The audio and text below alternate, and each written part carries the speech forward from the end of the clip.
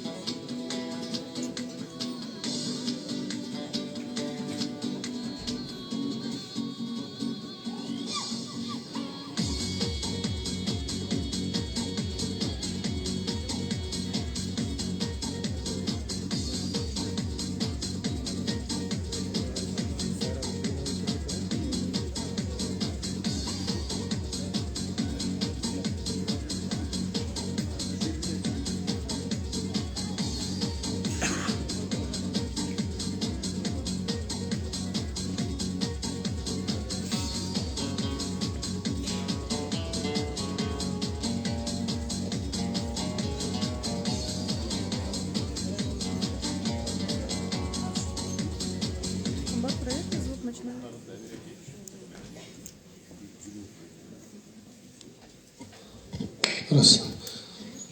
Саламатсыз ба, құрметті Данияр Ерінгелевич. Саламатсыз ба, құрметті қатысушылар және журналист қауымы. Данияр Ерінгелевич, Данияр Ерінгелеуұлы, Шығыс Қазақстанға қош келдіңіз. Аудан әкімдігіне ұйымдастырған алаң үшін алғысын айтқым келеді. Бүгінгі іс-шараға келгендеріңіз үшін өте қуаныштымыз. Здравствуйте, уважаемые участники, представители средств массовой информации, уважаемые налогоплательщики. Сегодня мы проводим встречу с жителями Глубоковского района. Я представлюсь. Меня зовут Бимагамбетов Саят Сайлобекович, руководитель департамента государственных доходов Восточно-Казахстанской области. Сегодня я буду модерировать наше мероприятие. Сегодня проводится в рамках исполнения поручения главы государства. Мы реализуем концепцию слышащего государства. Указанная концепция взята как модель оперативного реагирования на запросы населения для формирования обратной связи между гражданами и государственными органами. К нам в регион сегодня приехал руководитель, председатель Комитета государственных доходов Министерства финансов Республики Казахстан Жаналинов Данияр Ерінгелевич. Полагаю, наша встреча пройдет результативно. Мы за открытый диалог. Вы получите сегодня ответы на все актуальные вопросы. Наш председатель как раз расскажет вам об основных направлениях налоговой и таможенной политики. Слово для выступления предоставляется нашему председателю Комитета государственных доходов Министерства финансов Республики Казахстан Жаналинову Данияру Ерінгелевичу. Прошу вас, Данияр Ерінгелевич.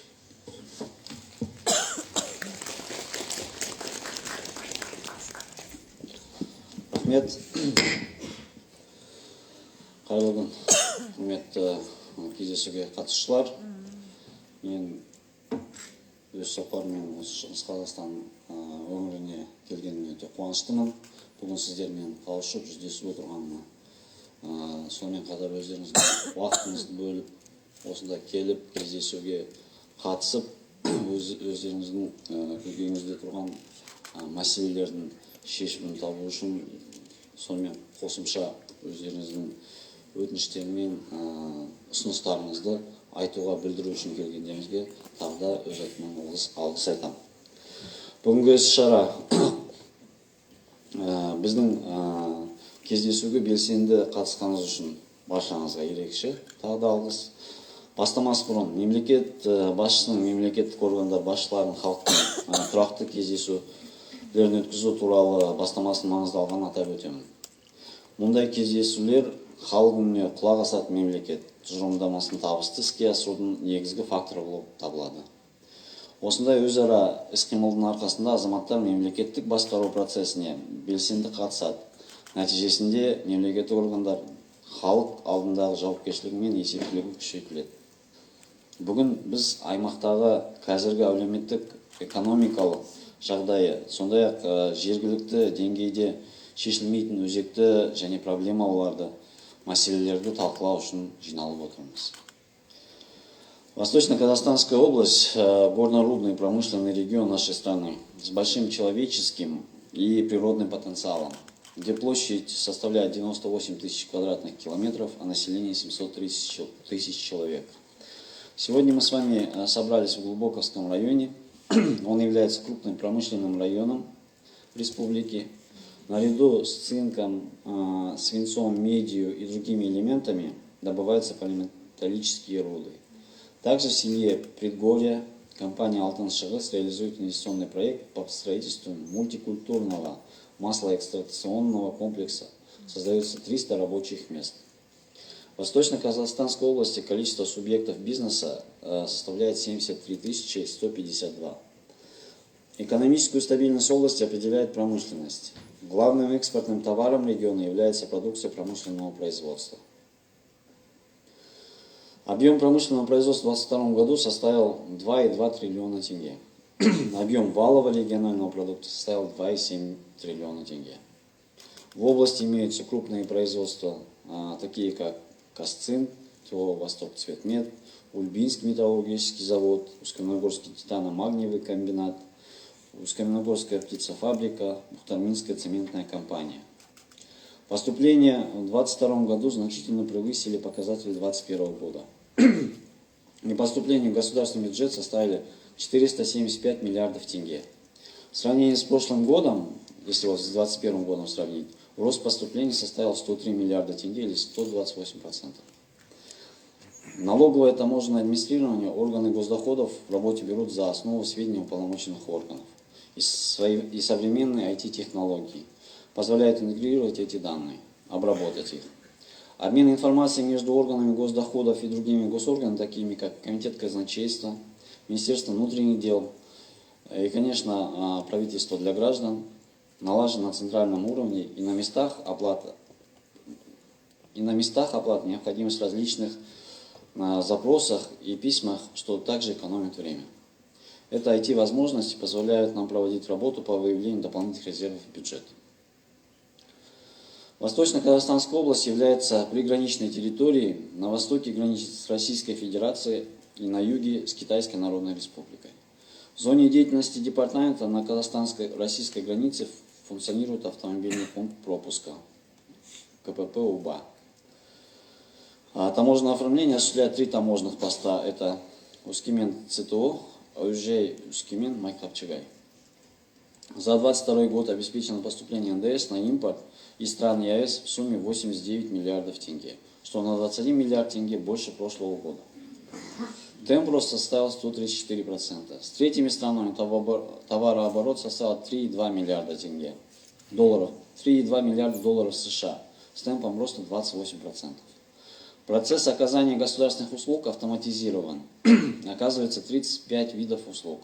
По 33 видам услуг можно получить электронно, а через портал ЕГОВ доступно 16 видов услуг.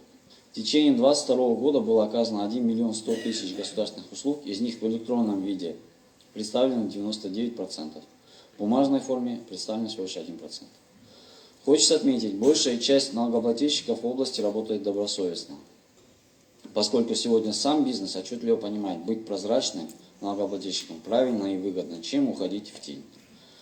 Для оперативной помощи и развития обратной связи с налогоплательщиками нами разработан и функционирует цифровой сервис. Это мобильное приложение e-Салах Бизнес для индивидуальных предпринимателей и вообще в целом юридических лиц. Мобильное приложение e-Салах Бизнес – новое цифровое решение, призвано упростить индивидуальным предпринимателям исполнение налоговых обязательств.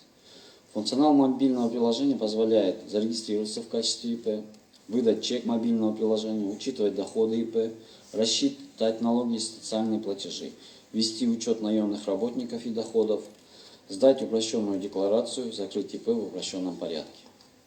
Таким образом, в данном мобильном приложении предусматривается поэтапная реализация всего жизненного цикла налогообложения индивидуального предпринимателя.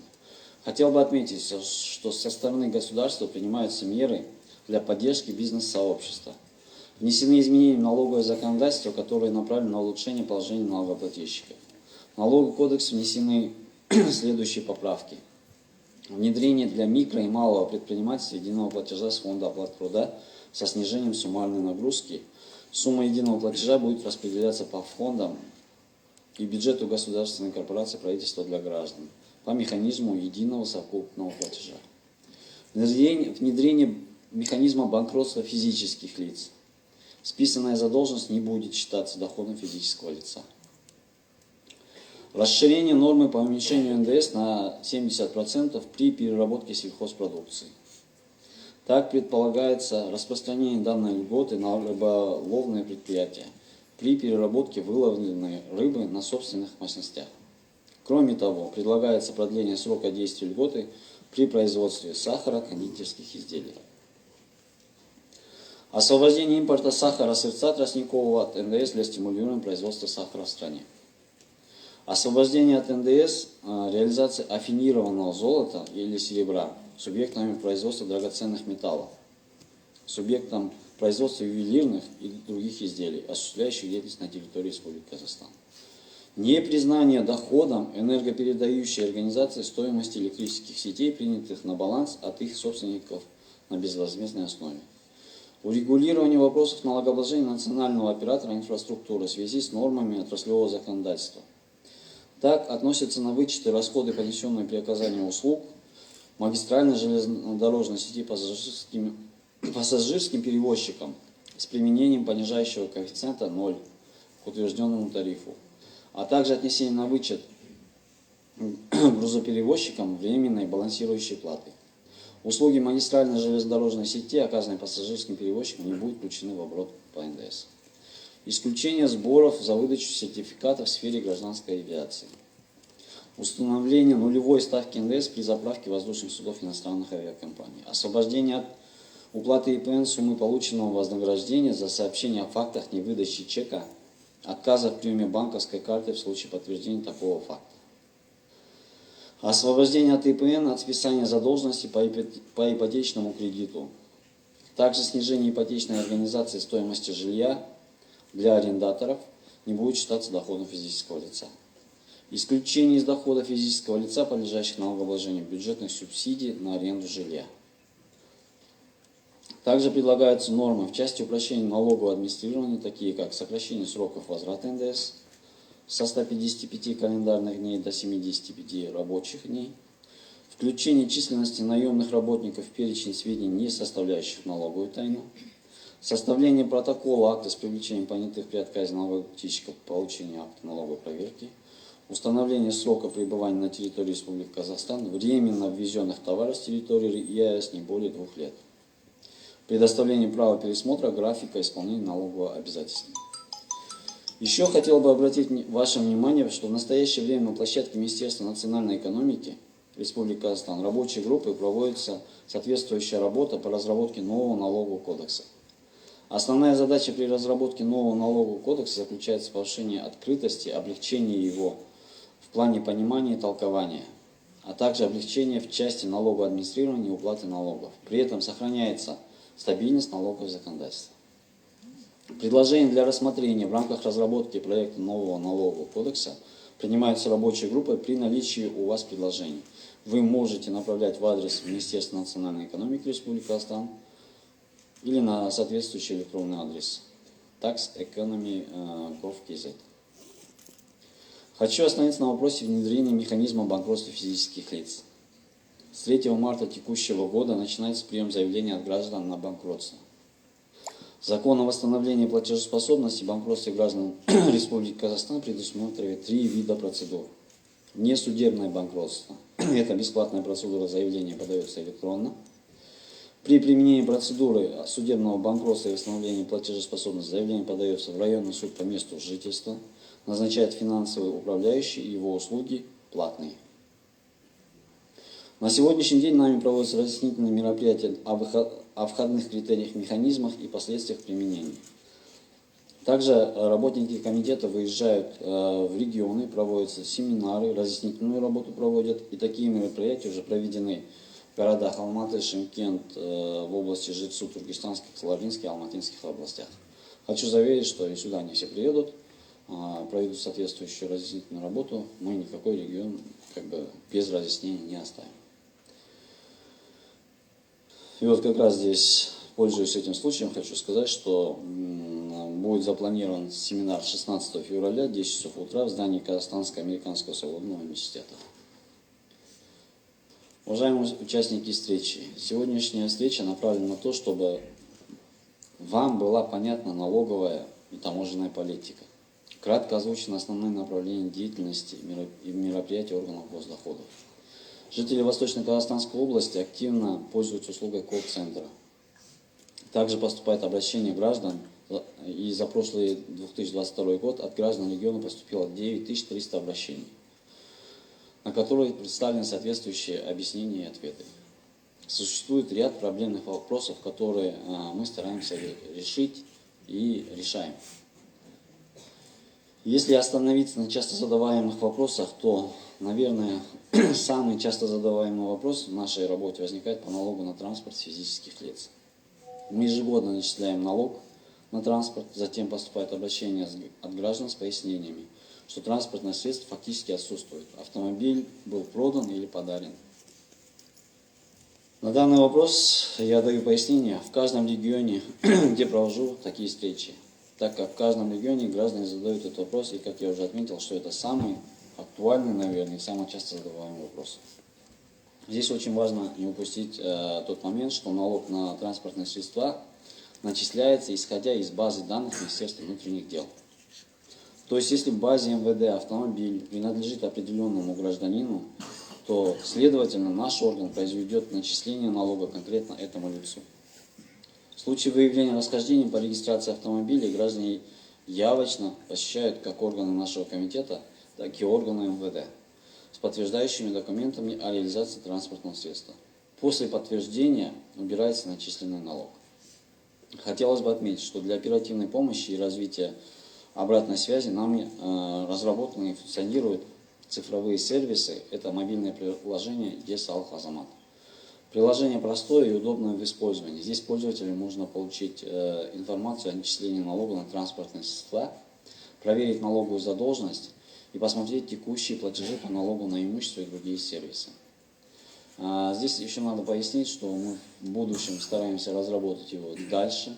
Сегодня, если автомобиль выясняет, что не зарегистрирован на ваше имя, но сведения к нам поступили соответствующих органов, что автомобиль зарегистрирован за вами, на сегодняшний день мы эту отработку оставляем за самим владельцем автотранспорта.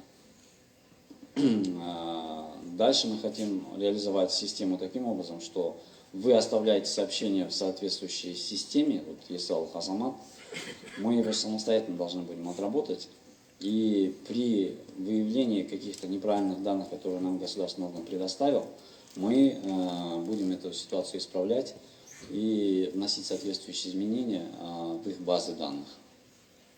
И таким образом устранять все эти недочеты. Соответственно, и начисления будут убираться автоматически. Ну а если на самом деле подтвердится то эти данные, то мы отправляем вам сообщение о том, что вам есть необходимость отработать соответствующим государственным органом. То есть максимально мы хотим упростить задачу наших граждан по исполнению своих обязательств. Хотел бы остановиться еще на одном вопросе: оплата через QR-кода. Предприниматели часто спрашивают, необходимо ли пробивать чек ККМ при оплате через QR-код. Уважаемые предприниматели, оплата через QR-код является безналичным платежом. Деньги в этот момент не передаются от покупателя к продавцу. Фискальный чек через ККМ отбивать требуется. Применение ККМ в Казахстане распространяется не только на наличный расчет, но и на расчет с использованием платежных карточек. У продавца при приеме платежа через платежную карточку возникает обязательство применить ККМ, контрольно-кассовую машину, с выдачей чека покупателю. Здесь надо понимать о том, что чек несет двойную функцию. Одна функция – это фискальная, то есть для учета соответствующих его доходов. Вторая функция – это защита потребителя, то есть тот, кто покупает. Этим чеком завтра он может предъявить свои претензии в отношении приобретенного товара или услуги. Довольно часто поступают вопросы от предпринимателей, работающих по упрощенной декларации относительно установки трехкомпонентной интегрированной системы ТИС. Задаются вопросы о пределах для постановки на учет по НДС и предельному доходу для упрощенной декларации при использовании ТИС.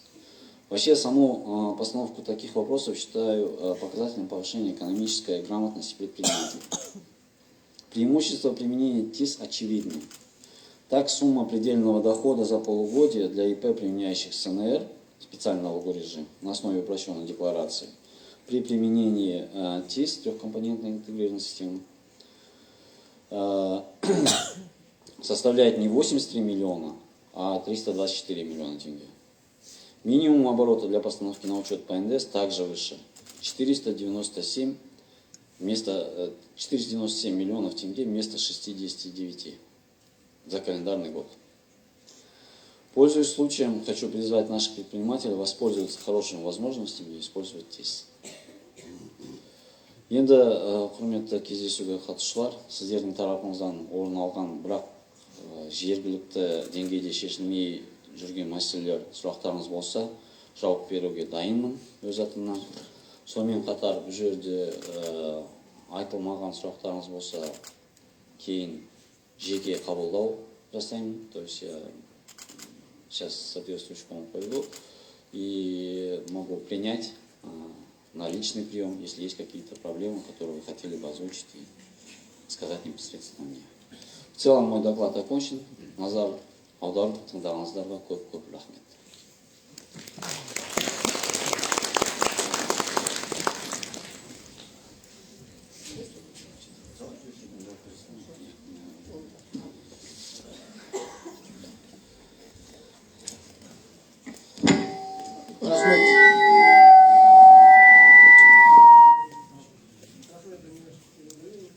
Сейчас можно задавать вопросы. Кто не успеет, то мы можем это принять письменно и ответить на сайте ДГД или на ваши контакты, с которыми вы предоставите. Пожалуйста, можете задавать вопросы сейчас.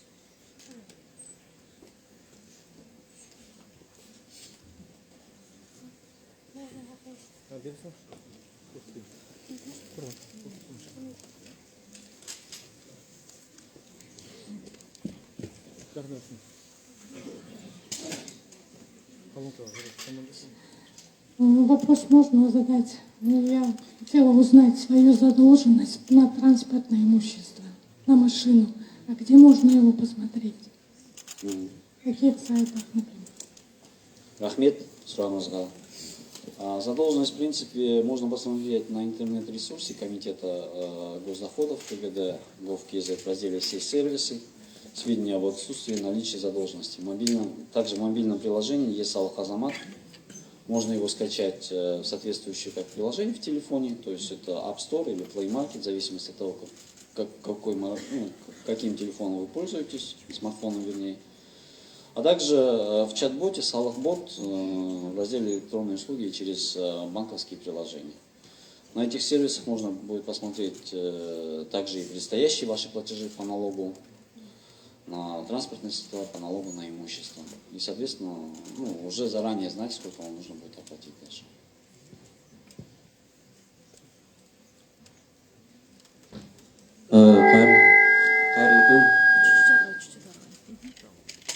Бұған тең несие бойынша алынған қарызым бар еді, оны банкроттық өтілуге өтініш беруге қалай болады? Сұрағыңызға рахмет. Бұл өте қазіргі күндегі маңызды көп азаматтардың көкейінде тұрған сұрақ. Мен жаңа өзім баяндамамда айтып кеттім, 3 түрі бар.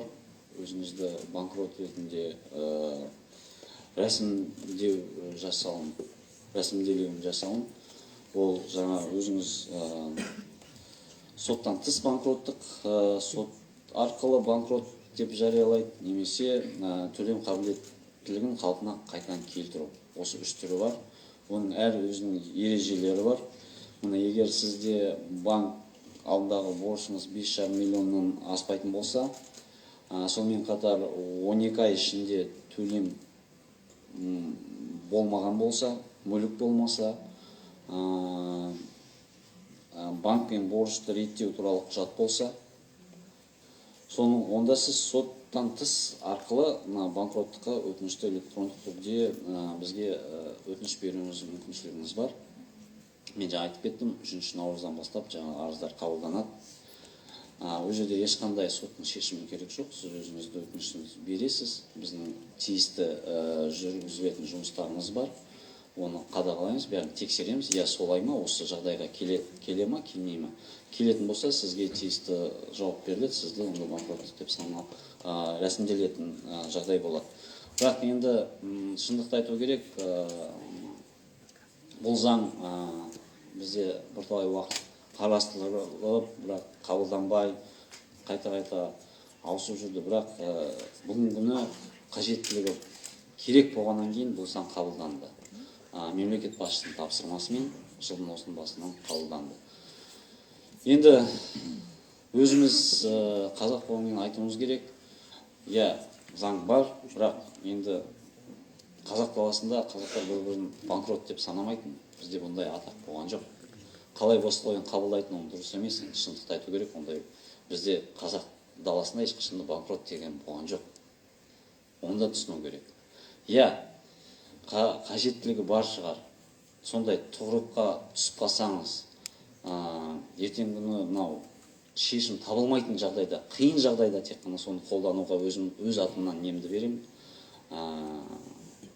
өсетін беремін. Бірақ оған жүгінуге енді былай қарасақ, негізі дұрыс емес шығар. Себебі оның артында тағы да көп нәрселері бар. Себебі сіз ертең күні несие аламайсыз, шетелге шығатын нелер, тағы бөгеттер бар, өзінің бөгеттері болады. Сондықтан оны да түсіну керек. Бір жағы былай қарыздан құтыласыз, екінші жағы тағы да өзінің бөгеттері болады, оны түсіну керек. Соның үшін ондай шешім қабылдау үшін жеті ойланып дейді ғой енді. Ойланып, содан кейін бірақ шешім қабылдау керек. Рахмет.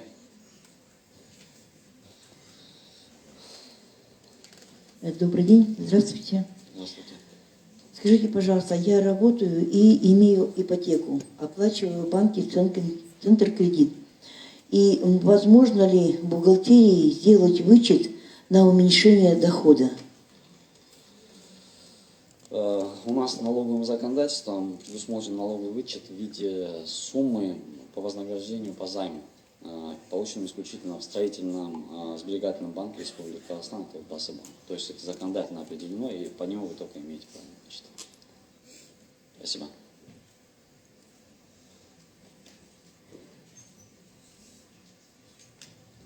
Добрый день. Как обезопасить себя от работы с ЖЖ-предприятиями? То есть как узнать, сдают они декларации, платят налоги за своих сотрудников? Спасибо. Спасибо за вопрос, очень актуальный. Надо понимать, что сегодня такое явление, как лжепредприятия, лжесделки, стали, наверное, одним из негативных факторов на сегодняшний день имеющейся экономики. И те, скажем так, послабления, или не то чтобы послабления, а адом-барьеры, которые были для того, чтобы зарегистрировать предприятия, привели к такому фактору, что начали появляться лжепредприятия. Если вы помните, там, в начале 2000-х годов, 90-х годах было как сложно зарегистрировать новые предприятия, то сегодня это можно сделать в один клик фактически в течение дня. И эти упрощения позволили появляться вот таким мошенническим схемам. Я, конечно, в большей степени признаю своих налогоплательщиков добросовестными, потому что они в большей степени все платят правильно и в полном объеме налоги. Но исключать вариант того, что существует лжепредприятие, тоже нельзя. Поэтому у нас есть соответствующие сайты, где мы говорим о том, что размещаем согласно имеющихся наших данных сомнительность по предприятиям. То есть какие-то признаки указывают на то, что он является лжепредприятием. Зачастую руководителями таких предприятий становятся люди осужденные даже были, состоящие на учете психо-наркодиспансерах, либо, неприятно говорить об этом, конечно, но даже и люди смертельно больные, на них тоже регистрируют, тоже так бывает. Потому что знают, что через какое-то время человека не станет, поэтому и ответственность исчезнет. На них тоже регистрируют. Поэтому в целях того, чтобы оградить на сегодняшний день добросовестных предпринимателей от взаимодействия с такими вот нечестными, даже предпринимателями, наверное, их сложно назвать, мошенниками, наверное, так. Мы размещаем соответствующую информацию, и в принципе в любом департаменте, в любом управлении государственных доходов информацию по этому предприятию вы сможете получить, если имеете планы взаимодействовать с неким новым контрагентом, который у вас появится. То есть планируете, о котором вам еще ничего не известно, то в принципе вы можете обратиться в соответствующий орган госдоходов и запросить сведения, вам предоставят. И скажут, насколько он является сомнительным, либо все-таки благонадежным и, в принципе, уплачивающим налоги, и завтра вы от него не пострадаете никоим образом. Спасибо.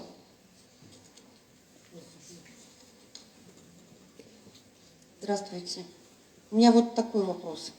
Нужно ли пробивать чек на контрольно-кассовой машине на приобретение товаров через Каспий магазин? Спасибо. Я примерно так же отвечу, что на территории РК у нас все денежные расчеты производятся с обязательным применением контрольно-кассовых машин. Все денежные расчеты – это осуществляем за приобретение товара, выполненные работы, оказание услуг посредством наличных и расчетов с использованием платежных карточек и мобильных приложений. Поэтому, если продавец вас принимает платеж наличными деньгами, но платежными карточками или мобильным приложением, то есть в том числе через интернет и так далее, то он обязан вам выдать чек в обязательном порядке. Я еще раз говорю о том, что чек, он несет двойную функцию. Это фискальная функция, то есть учет доходов этого же продавца. Ну и вместе с тем, другая сторона, это ваша защита как потребителя. Поэтому завтра потребитель должен иметь некий документ, подтверждающий того, что он приобрел у вас услугу, либо товар. И завтра, если у него будут претензии, он имеет право на основании этого документа прийти и предъявить эти претензии. Спасибо. Здравствуйте. У меня ИП на упрощенной декларации. Деятельность сезонная. Хотелось бы знать, нужно ли в месяца, когда нету дохода, платить пенсионные взносы, соцотчисления, взносы на место страхования за себя, как за ИП, в свою пользу. Спасибо. Если у ИП отсутствует доход от предпринимательской деятельности в отчетном периоде, он в свою пользу оплачивает только взносы на обязательное социальное и медицинское страхование, 5% от 1/4 МЗП, минимальной заработной платы. Поэтому надо понимать, что завтра в любом случае, если даже у вас доходов нету, но медицинские страхования, вы, не дай бог, конечно, но завтра услугами медицины вы можете оказаться пользователем, соответственно, чтобы соответствующие ваши возможности пользоваться именно медицинскими услугами, предоставляемыми нашим государством, сохранялись, то для вас необходимость в стабильной оплате этой суммы, она должна быть. То есть стабильно ежемесячно должны быть платежи. Поэтому есть такие требования.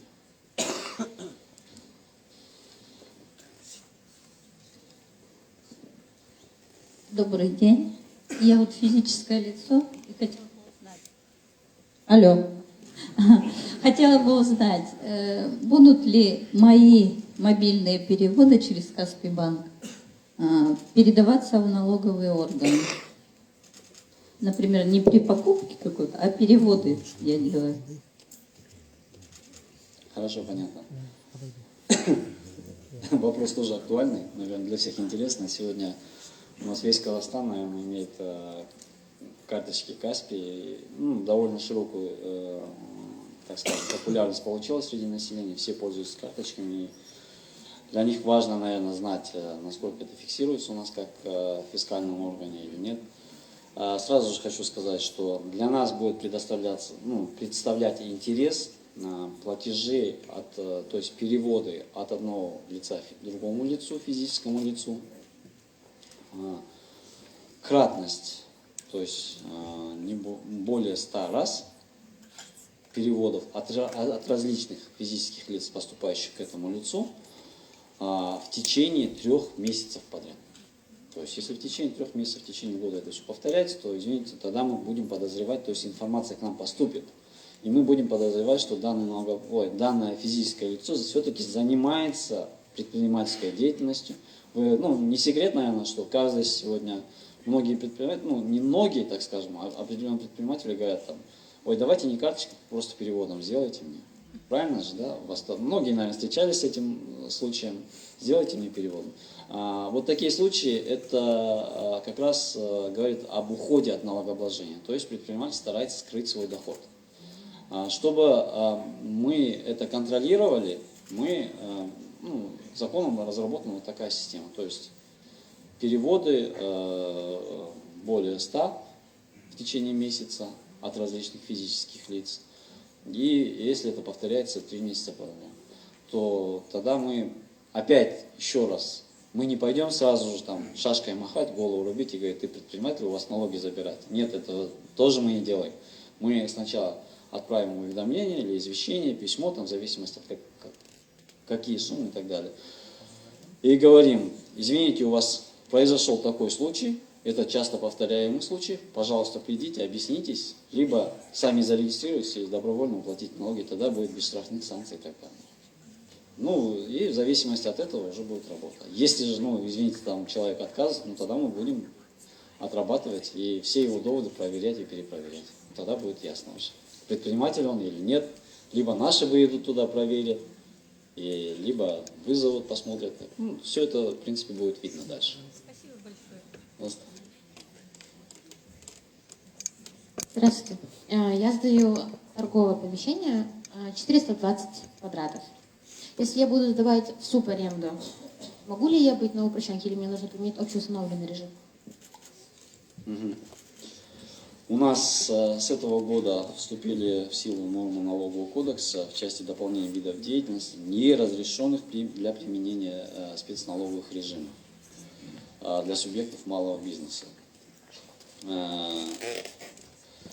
Здесь почему этот случай произошел, вообще норма, почему это такая появилась, потому что пошло дробление бизнеса, субъекты с целью минимизации своих налогов начинают в субаренду сдавать, вернее даже получалось так, что хозяин некого торгового дома сдавал в аренду, далее сдает в субаренду, разделяет свой бизнес, торговый дом, на несколько субарендаторов, потом те сдают дальнейшую аренду, непосредственно, наверное, арендаторам и так далее. И фактически получалось, что их доходы не превышают определенного уровня.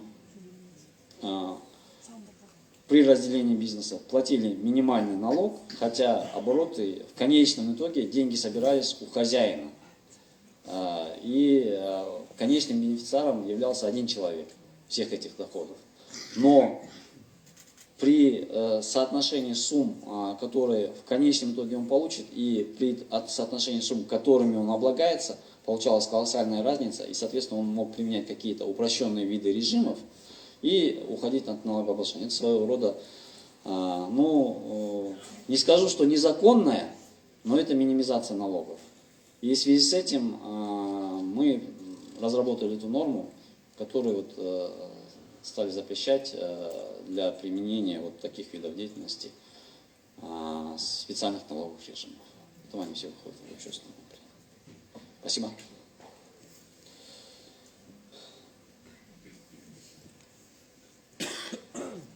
Здравствуйте. У меня такой вопрос. Могу ли я продать свой автомобиль, зарегистрированный в Республике Казахстан и прошедший таможенную регистрацию тут же в Республике Казахстан, гражданину Российской Федерации, и должен же покупатель оплачивать там таможенные платежи или проходить таможенную регистрацию в Республике Казахстан, в Российской Федерации? Спасибо. Ну, если вы продаете свой автомобиль в Российскую Федерацию, я вам рекомендую все-таки получить справку соответствующих наших местных органов. Здесь комитет госдоходов, департамент госдоходов есть, непосредственно есть УГД, что данный автомобиль прошел соответствующую таможенную очистку, то есть все налоги по нему оплачены. Если таможенная очистка произошла по ставкам пониженным, то при въезде в Российскую Федерацию вам просто он вывозу с Республики Казахстан не подлежит. То есть у нас есть, мы, так как являемся членами ВТО, у нас есть пониженные ставки. В обычном формате все автомобили, которые к нам заехали, и растаможены в РК, они, в принципе, растаможены по ставкам ЕАЭС, то есть Евразийского союза, экономического союза. Но у нас, мы являемся членами ВТО и имеем право на пониженные ставки растаможения товаров, автомобилей и так далее. И если они по пониженным ставкам растаможены, то этот автомобиль не имеете права продавать в Российскую Федерацию. Там у нас стоит глубокий запрет, поэтому у нас мы при вступлении в ВТО соответствующее разрешение членов, партнеров наших стран по ЕАЭС, мы получили такое разрешение с определенными условиями. И, соответственно, если он по ставкам ВТО растаможен, то автомобиль не подлежит вывозу из территории Казахстана. Сейчас тоже вот актуально, можно сказать, что идет время, когда мы легализуем авто.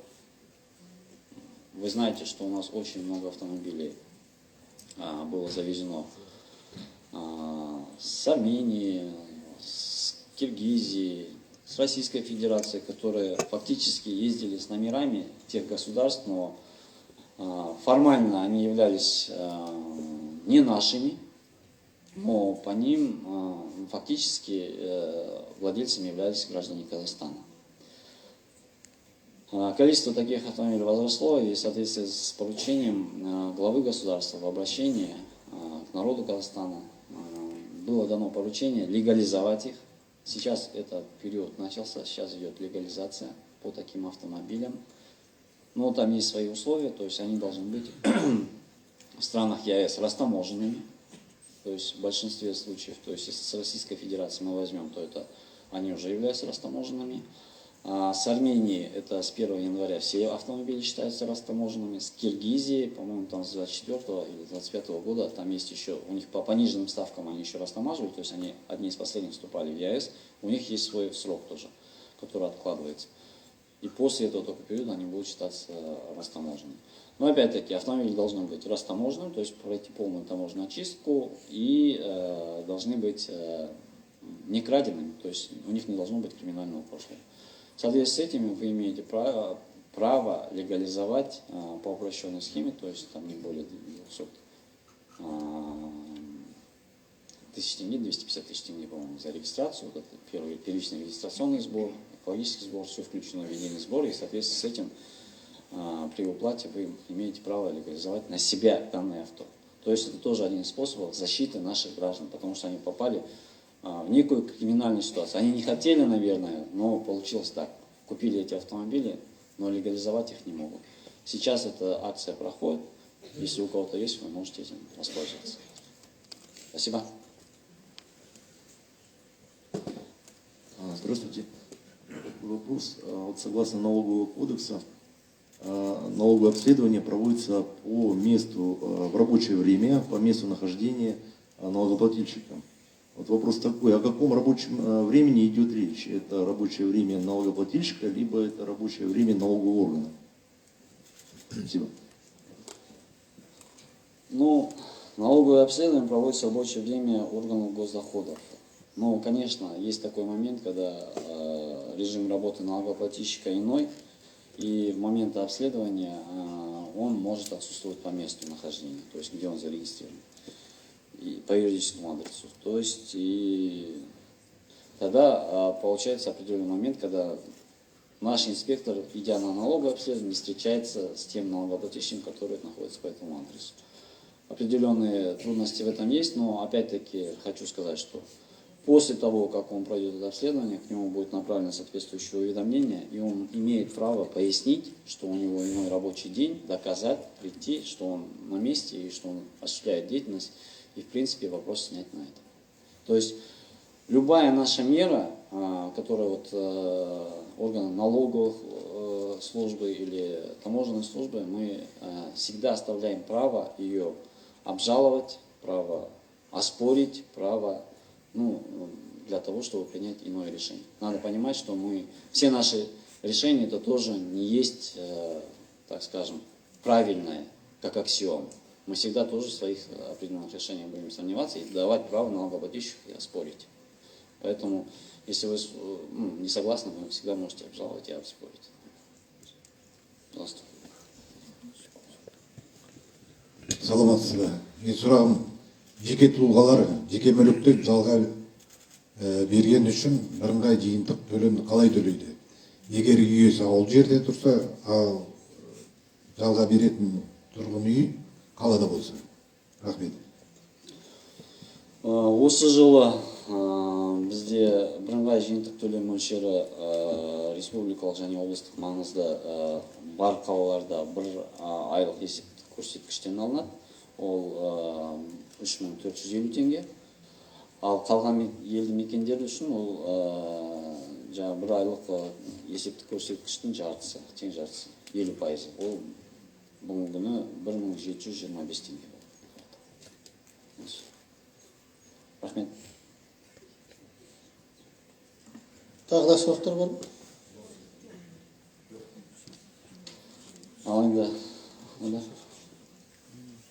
Здравствуйте. В ноябре 2021 года мне по договору дарения была подарена квартира. В марте 2022 года я эту квартиру продала за 15 миллионов. Вопрос, должна ли я уплатить какой-то налог, в какой сумме я должна уплатить этот налог или в процентном отношении, и могу ли я использовать в данной ситуации оценочную рыночную стоимость из отчета, который у меня имеется оценки. Ну, смотрите, у вас, если это было в ноябре месяце 2021 года и продажа осуществилась в марте 2022 года, то квартира вашей собственности находилась менее года. Раз она менее года, то вы обязаны уплатить разницу между стоимостью приобретения и стоимостью реализации. У вас возник имущественный доход, соответственно, с него удерживается свой имущественный доход, вы его должны платить, сдать соответствующую декларацию, это, то есть, согласно нашего кодекса, обязательства. Теперь в отношении с какой суммой и как, если вы ее в дарении получили, то фактически вы ее, получается, бесплатно получили. В данном случае может возникать то, что у вас цена реализации будет являться вашим имущественным доходом. Но в вашем случае стоимостью приобретения будет являться также оценочная стоимость квартиры по данным госкорпорации правительства для граждан. На 1 января года, когда возникло право собственности, то есть на 1 января 2021 года. Вы можете оттуда соответствующую справку взять и предоставить. И с разницей суммы, то есть во сколько она там оценена, с разницей суммы, которую вы ее продали, заплатить с них 10% и сдать соответствующую декларацию.